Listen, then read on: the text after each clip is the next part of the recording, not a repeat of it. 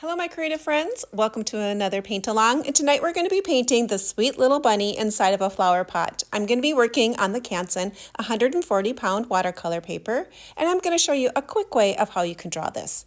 You're going to start at the top of your flower pot, make a little bit of a smile face, do 2 lines on each side straight up and down, and then create another smile face shape that matches the top one you drew. For the sides, you're going to be going at an angle, and the bottom's going to be another smile face.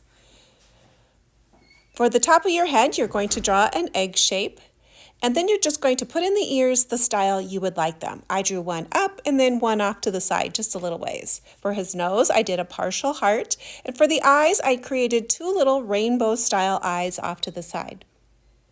And then I added some carrots inside of the pot, one on the one side and then a taller, skinnier one and then a shorter one off to the side.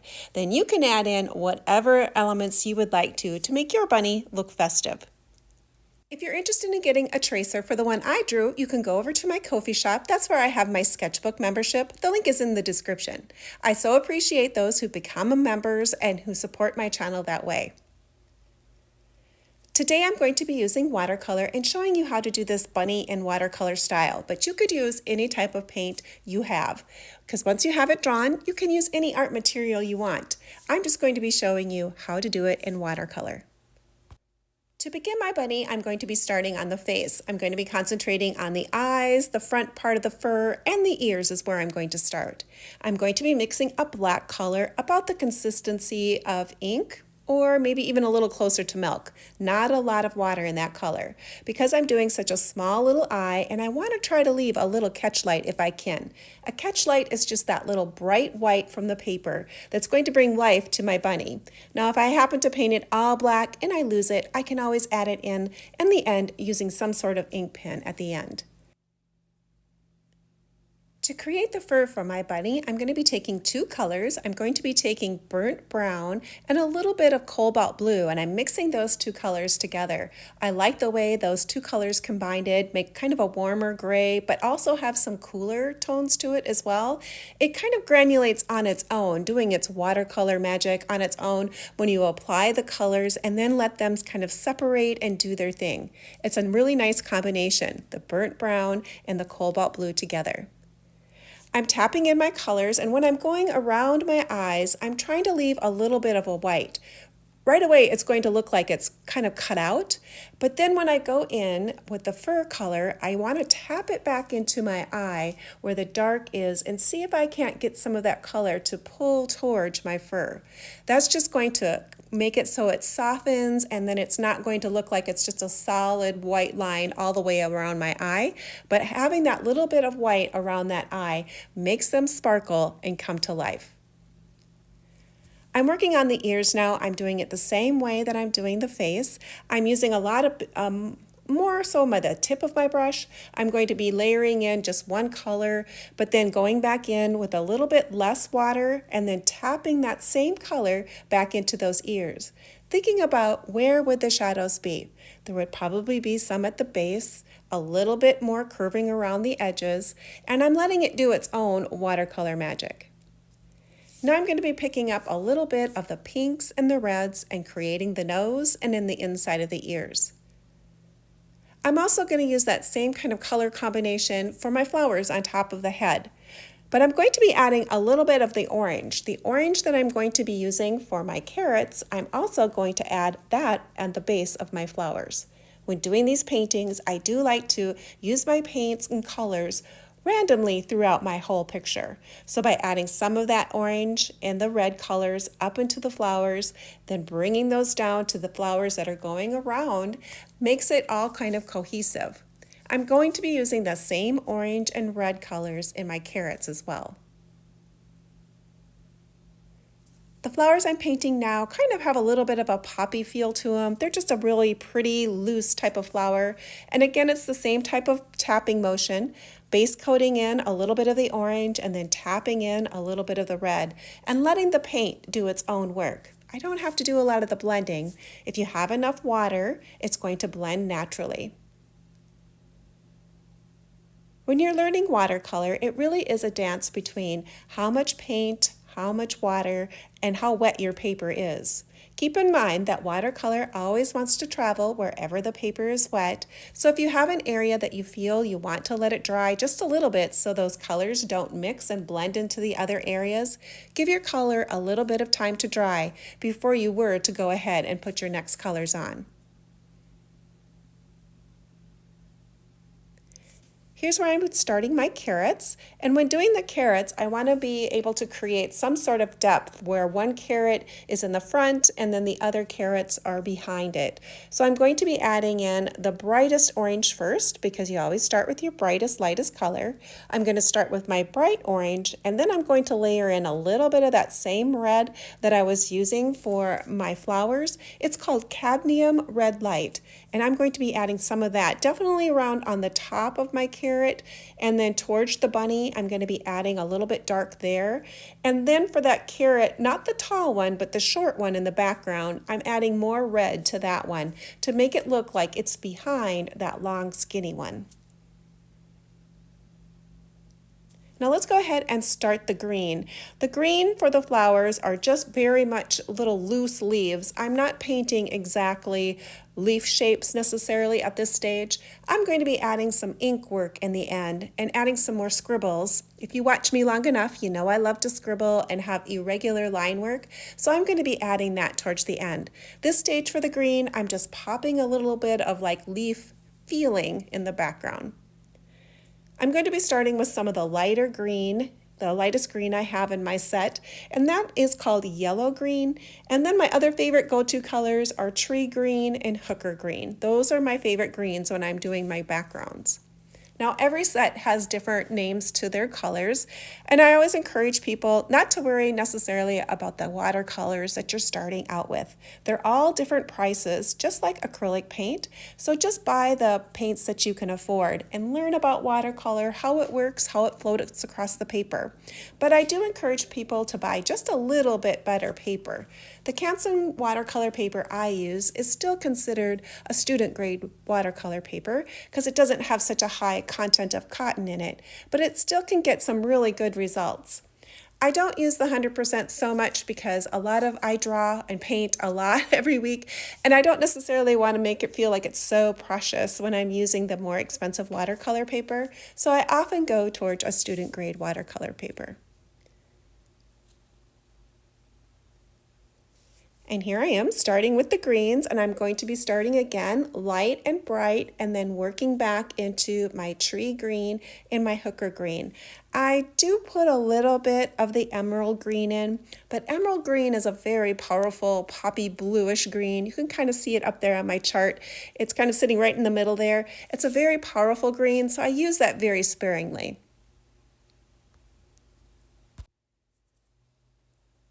The more daisy-like or petally flower that I drew, I wanted it to have more of like a dandelion feeling, so I was going to make the centers yellow and the petals yellow.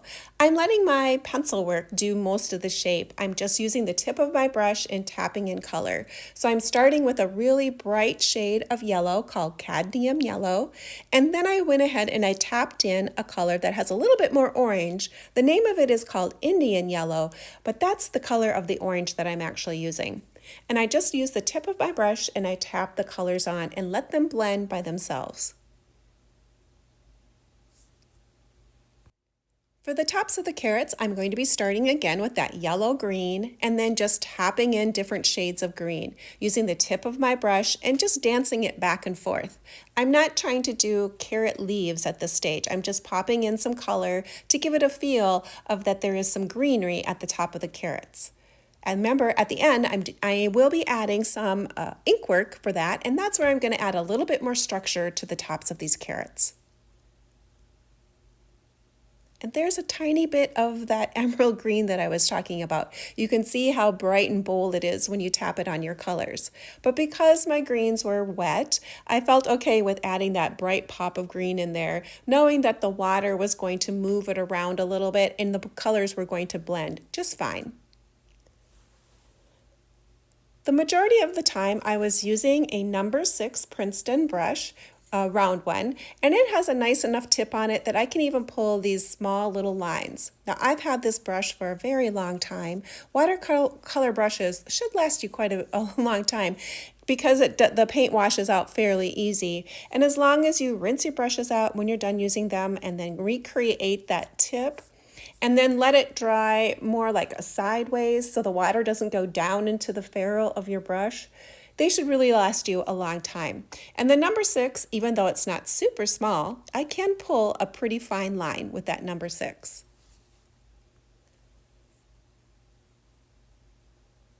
Now to add a little bit more of a rustic or a more mellow type of a gold, I chose to use the yellow ochre color. That is what I was going to be using on my butterfly. I wasn't going to be putting a lot of detail into the butterfly, so I just put in more of a mellow gold at the top for that instead of that really bright dandelion gold. So I wanted the butterfly to be an accent, but not necessarily as powerful as my dandelions. So that's why I ended up choosing the yellow ochre as the inside of the wings, and then I picked up the rusty color that I'm going to be using on my flower pot, which is called let me check, double check. It's called Brazilla, I can't even say it right, Brazillo's Red Ochre. Yeah, I don't even really know how to say that name. It's a clay pot color. Let's just put it that way. That I was going to be using a little bit of that color as well. So to do my clay pot, I'm just taking a watercolor, that version of that watercolor, and really watering it down first, so it's just very light. And when I put the rim on, I went horizontal. But for my clay pot, I decided to put my brush strokes up and down. This is just my first layer, and I'm going to be adding more layers on the top once I get this filled in. For the clay pot, you definitely want to make sure it's darker underneath that rim for the bottom part. So when the upper part of the rim is going to have a little bit lighter feel to it, and that underneath area is going to be darker. With this color, it did take a few layers to get it to the point where I felt it looked okay. I was going to go ahead and give my flower pot some time to dry. Watercolor always dries lighter, so I'm going to give that area a chance to dry and then see where my colors are after they dry. I went back and added some more of the red and the orange. The color set that I use, those two colors often fade to pretty fairly light, and I knew I was going to have to add another layer. But by allowing my paints a little bit of time to dry, I can go ahead and see what the colors are. Once my pot had a little bit more time to dry, I went ahead and mixed my next layer of color. This time I'm going more for a milk consistency, a little less water and more pigment. When I'm putting on this layer, I'm still keeping the idea of that the top rim was going to go horizontal, but my flower pot body part was going to be going up and down. I was going to add a little bit more shadow at the edges and at the very bottom of the pot to give it that feeling of that it had dimension and that it had a rounded look to it. I also picked up a little bit of burnt sienna to add just a tiny bit more warmness to my color, and I added that into the shadow areas of where I wanted it to be darker. Off to the edges, underneath that rim, off to the sides of my pot, and the very bottom is where I wanted my edges to have more shadow quality to it. You can also create a texture by holding your brush more at a sideways angle, so then you're kind of dragging your brush stroke down as you go and your bristles are kind of spreading out, and that's a good way to create texture if you decide you want to add just a little bit of texture onto that flower pot. It's a big surface, so you do need to add more depth to your color to have it look right in the end.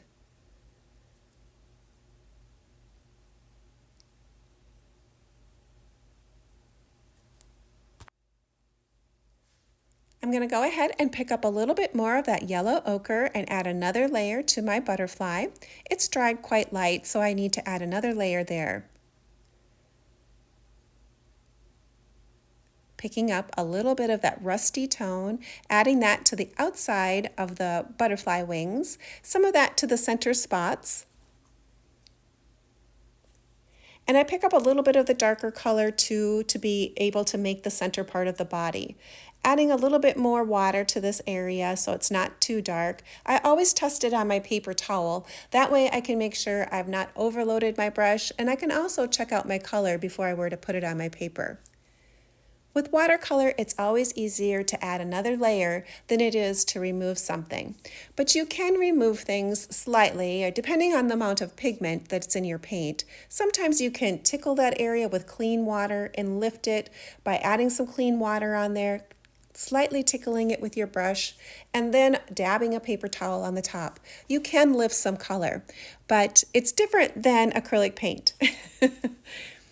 For the outside, I wanted to create that look of that there was a little bit of a white border, irregular white border all the way around. So I took my pencil and did a kind of a jiggly wiggly line all the way around. And I wanted to keep the outside of that area that I drew with my pencil, I wanted to keep that white. I could have taped it, but I really did want an irregular line, more of a natural looking line. So now I can go ahead and fill in that area just a little bit on the bottom because I want that white border underneath there. So I'm going to skate just a little bit of the green to finish off the bottom. And then I'm going to be starting on the background of my sky. This is the step I probably should have went ahead and taken my marker that I was going to be using, the Micron markers, and I should have done that on the lettering. Because when you put the watercolor over top of your pencil marks, they're going to get trapped underneath there and you're not going to be able to erase them. So I should have taken the time and did the lettering with my Micron pen, because I did end up with pencil marks that I couldn't erase. I can never go over exactly the same way that I wrote them with my pencil, with my pen. Plus I'm using a 01, which is super small, and it's a different width than the pencil. So it's really a good idea to go ahead and erase your pencil lines if you don't want to see them before you put your watercolor over the top. I'm going to be creating very much a wash background, and I'm using the color Sky Blue in my set. I had plenty of water to this because I want it to be very light.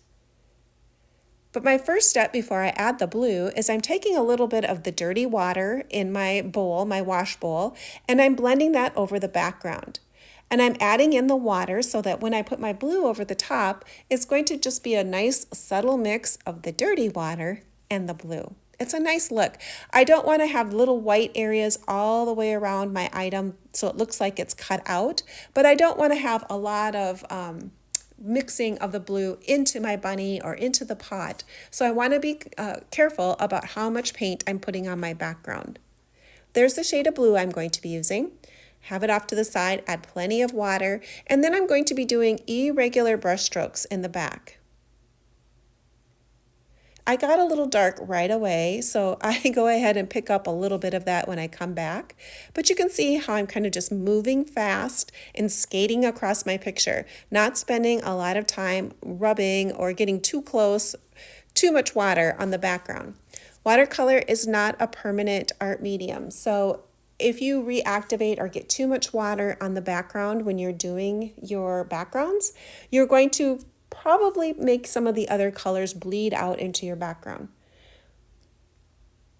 which is okay in some instances, but in this one I really did want just the blue in the background and not on the rest of my pictures. Hopefully that makes sense and you can see what I'm doing, moving my brush back and forth and quickly going through my background.